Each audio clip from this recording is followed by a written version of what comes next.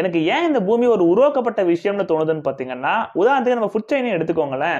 ஒரு இனம் ரொம்பவே வளர்ந்துடக்கூடாதுங்கிறதுக்காக அதை வேட்டையாடுறதுக்கு இன்னொரு இனம் இருக்கு. அது மட்டும் கிடையாது, ஒரு உயிர் இறந்து போச்சுன்னா அது மற்றொரு உயிருக்கு உணவா மாறுது. உதாரணத்துக்கு ஒரு உயிர் மண்ணுக்குள்ளே போனா கூட அது செடி கொடிகளுக்கு உரமா தாங்க மாறுது. மனிதர்களாகிய நாமளா இருக்கட்டும், மிருகமா இருக்கட்டும், நம்ம எல்லாமே பாத்தீங்கன்னா ஆக்சிஜன் எடுத்துட்டு கார்பன் டை ஆக்சைடை வெளியே விடுவோம். ஆனா மரம் செடிகள் அதுக்கு அப்படியே ஆப்போசிட்டா கார்பன் டை ஆக்சைடை உள்ள வாங்கிக்கிட்டு ஆக்சிஜனை வெளி கொடுக்குது. அது எதுவும் நமக்கு ஏற்கனவே ப்ரோக்ராம் பண்ணி வச்ச மாதிரி தான் இதெல்லாமே நடந்துகிட்டு இருக்கு. பூமியில ஏற்படுற மழையை பாருங்க. முதல்ல நீர் ஆவியா மாறுது, அதுக்கப்புறம் மேகத்துக்கு போகுது, மறுபடியும் மழையா நம்ம பூமிக்கு அது திரும்பி வருது. ஒரு சைக்கிள் அது நடந்துகிட்டே தான் இருக்கு.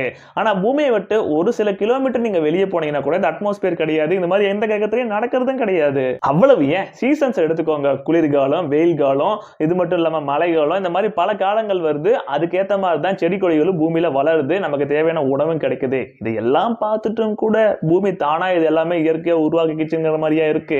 எனக்கு என்னமோ இதுக்கு பின்னாடி யாரோ இருக்கிறாங்க மாதிரி தான் தெரியுது. பட் இதெல்லாமே ஒரு தியரி தான். இதை பத்தி நீங்க என்ன நினைக்கிறீங்க?